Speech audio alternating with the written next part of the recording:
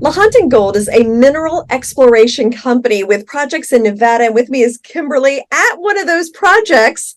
I love it. That looks beautiful out there, what you're doing. Tell me about that. Is this your flagship project that you're at?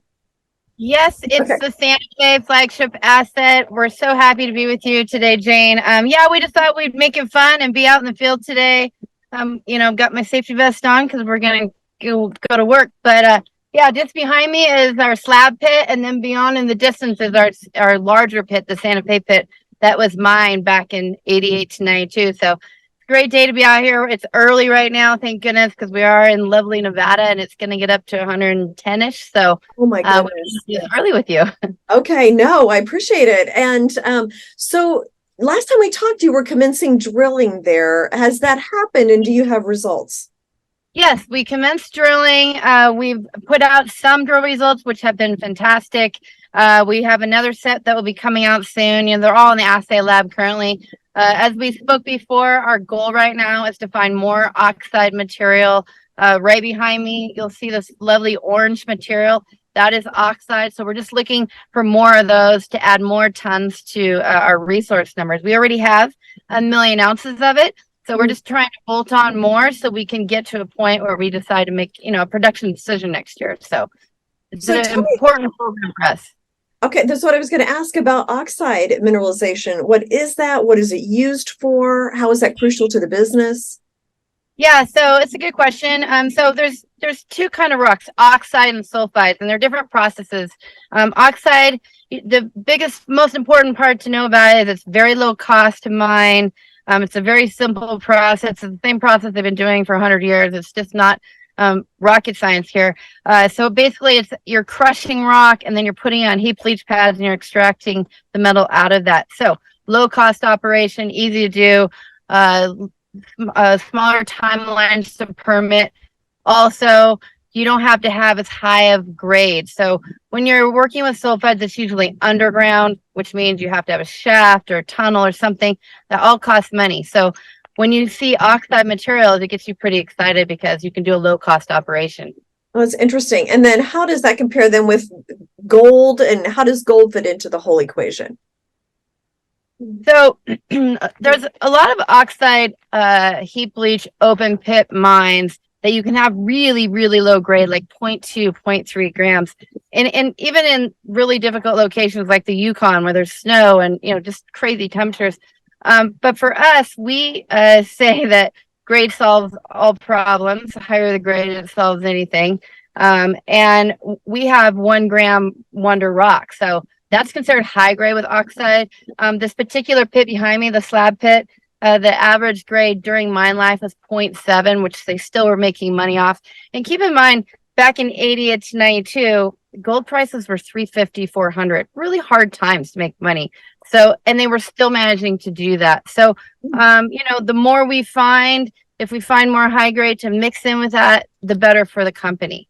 Yeah, interesting. And we always talk about, drilling, you've got to find these minerals. I mean, talk about that price of that process. Why is the drilling needed? And it can be controversial. I mean, just talk about why it's necessary. Yeah, I wish it wasn't necessary because it's so expensive. But it's really necessary. It's kind of like building a house. It's necessary to have an engineer and an architect and put all those plans together so you know what you're building, right? The same thing with drilling. It just costs millions of dollars more.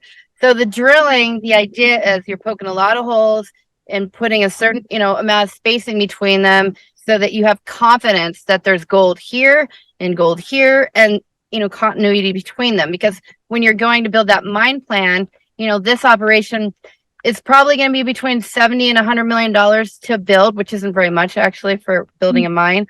But you don't want to go down that path unless you know for sure it's there. So it's crucial to the whole program.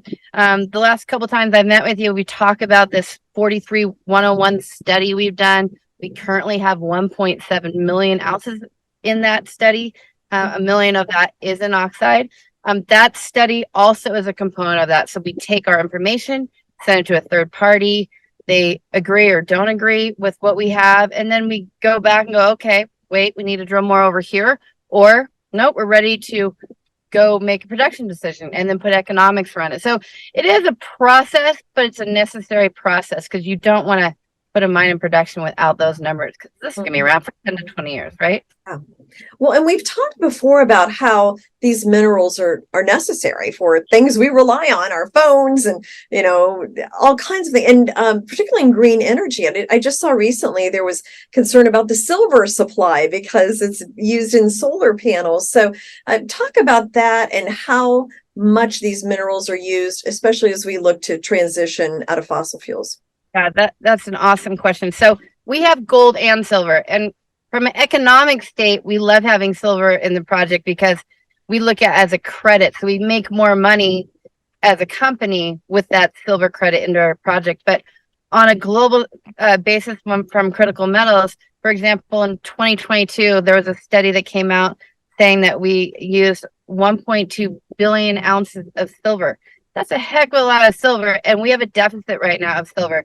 And more than 50% of that went into industrial, areas. So we definitely need more of it, just like we need lithium and copper, all the metals. All metals are critical. Gold is in all your cars. It's actually the little component that hooks everything together. So we want to be a part of the solution, not a problem. And, it's not just mining. It's everything, your daily life that, excuse me, we need to focus on. And I think that if we can focus on fast tracking this, it will help out the globe as, the message we all need to be focused on. Right. Well, and there's such a push for net zero, 2050, or there's different kind of date targets, and this will play a big role in reaching those goals. Absolutely. And, I wish that there was a better message out there for this. This is really important to me because, I always want to give back on every level. I have beautiful children that I want to be a great example for. But, the net zero by 2050 can be a little misleading because we actually need to be reducing our emissions by 45% by 2030. I mean, it's 2023 for goodness sake. So we're way behind the 8 ball on this. The net zero, what that really means is we need this globe to be at 1.5 centigrade, no warmer. And we're on a path of much higher than that right now. So that's why, to me, it's really important. Whatever we can do to fast track this, to be a part of the solution, is really important.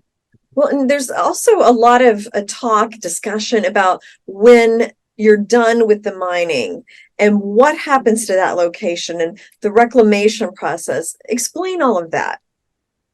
Yeah, that's a great and very important question. So a lot of people, have this perception that mining is evil, and it's not. It's necessary, as we know.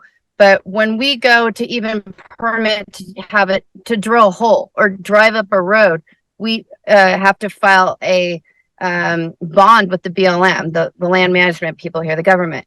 And they basically say, okay, you're going to do this amount of work.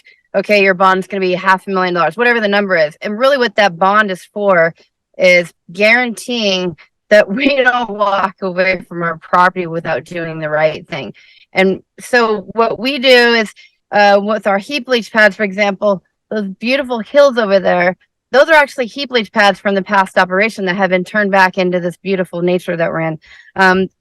The beautiful pits behind me, someday those will, make it bigger for our production. But when we're done with that, that will become a lake. I think when you get on a plane next time, Jane, look out the window, you will see these beautiful small little lakes, and they're probably pits that have been reclaimed. And it's also used for water when there's a forest fire. So, it's a necessary thing that we need to do. And our goal really is to take it back to what it was, or even better. Mm-hmm. And then once we've done that process, the government comes out and looks to see if we were responsible and gives our money back. If we didn't, they do the work for us and they fine us. So it's in everybody's best interest for us to take care of the land. And, it's not a hard process to follow, but it's a necessary and important one. That's so interesting. I didn't know about, putting the lakes in. And I mean, that really is kind of good for everybody. So tell me, Kimberly, your goals for Lahontan Gold going forward. Yeah, I mean, I hope next time, a year from now, when we're talking, this company will be a completely different story altogether, because we'll have enough time, dollars spent in the ground to be talking about, okay, we're going into production, because we are going down that path. in parallel with our drill program. And so the balance of this year is a couple, I think last time I was with you, we announced our West Santa Fe acquisition. That's about ready to close. We'll finish our drill program here. You'll see more data coming out the balance of this year. We're hoping to do an updated study so people can see what we've actually accomplished. And then we'll be talking more about West Santa Fe and getting the team over there working once they finish up over here. So we've got a big year planned ahead of us. And I just want to encourage everybody to go to our website, lahontangoldcorp.com, and get on the newsletter list so you can follow along with us and be a part of the process. Yeah. Well, thank you so much, Kimberly. And I love seeing the mine. So it's great to have you on location today. Yeah, it was fun. Thanks for having us, Jane. We'll see you in the studio next time. Yep.